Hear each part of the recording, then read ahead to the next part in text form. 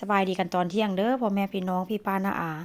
มื้อนี้ก็เส้นเก่าเส้นเคยเนาะเลิกเวียกมากะสิเข้าครัวเพราะว่าหยังมื้อนี้ก็เข้างานอ้าวเช้าแดกะสิเลิกอ้าวไหวแดจักหน่อยเนาะมาฮอดบ้านก็พอดีเที่ยงมื้อนี้ก็ถือว่าค่อนข้างจะแบบว่าเฮ็ดงานบ่ค่อยเมื่อยปานใดพี่น้องมาฮอดบ้านก็เข้าครัวเฮ็ดกับข้าวกินมื้อนี้ก็ถือว่าเป็นเมนูล้างตู้เย็นซะไปเพราะว่าอั่นเอากับข้าวกับน้ำออกจากตู้แช่แข็งกะได้2 มื้อแล้วว่าซั่นซะเนาะคันข้อยบ่เฮ็ดกินมันก็บ่มีไผกินพี่น้อง ผัวก็ไปกินข้าวอยู่บ่อนเฮ็ดงานลูกชายก็ไปกินข้าวอยู่บ้านย่าเพราะว่าอันย่าไปรับปู่กับย่าไปรับมาจากโรงเรียนแล้วก็ย่าเอากินข้าวอยู่บ้านย่าเลยเนาะแล้วก็อยู่บ้านนี้ก็มีแต่ข้อยกินลูกสาวก็ไปนอนหอเพราะฉะนั้นแล้วก็มีแต่ข้อยกินเนาะพ่อแม่พี่น้องมื้อนี้ก็จิตำเส้นข้าวปุ้นแล้วก็จิทอดเนื้อหมูแล้วก็จิผัดผักห่มหรือว่าผักโขมหั่นแหละพี่น้องใส่เม็ดงาแล้วก็ใส่แค่ซีอิ๊วขาวมื้อนี้ก็ได้จิกินแบบง่ายๆเนาะ เพราะว่าก็โดนๆก็กินเทื่อนึงว่าซั่นซะแต่ว่าเมนูที่ค่อยกินค่อนข้างจะเป็นเมนูที่แบบว่าวนเวียนไปกินแบบเก่าๆพี่น้องก็บ่ฮู้ว่าสิกินหยังเนาะเพราะว่าหยังเวลามันน้อยหั้นสิไปนั่งต้มไก่อ้อมไก่คือแต่กี้หั้นก็สิบ่ได้กินแล้วเดะอันเมนูที่แบบว่าเฮ็ดแบบว่าใช้เวลาโดนเท่านั้นเนาะเพราะว่าหยังต้องไปเฮ็ดงานแต่เช้า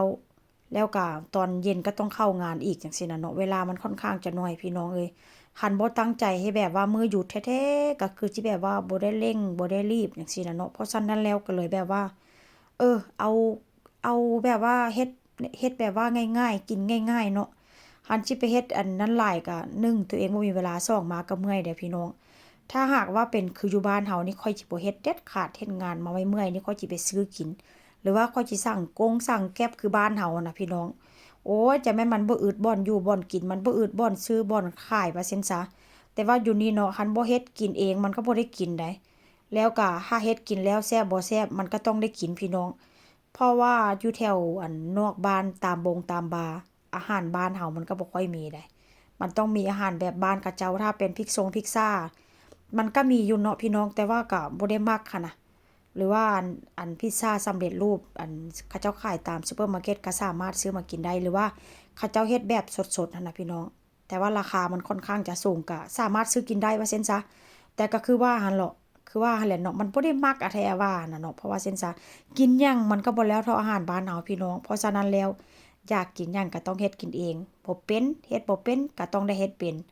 เพราะมันบ่มีที่ขายพี่น้องเพราะฉะนั้นแล้วก็ ได้ลงมือเฮ็ดเมื่อยปานใดก็ได้เฮ็ดพี่น้องแล้วมื้อนี้ก็เป็นเมนูที่แบบว่า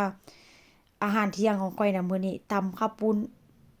ผัดผักโขมหรือว่าผักโขมใส่เม็ดงาใส่ซีอิ๊วอันผัดนั่นคือหลายเด้แต่ว่าถ้าหากวันศุกร์แล้วมันก็ยุบลงเนาะแล้วก็มีผัก